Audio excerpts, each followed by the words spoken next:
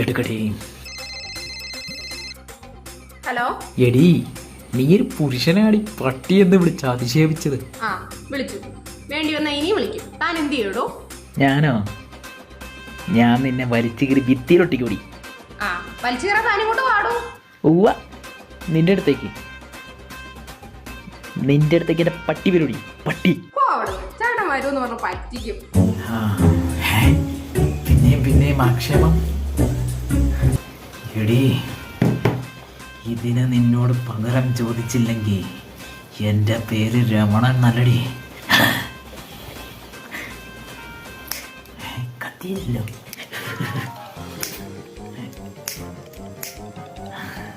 കത്തി.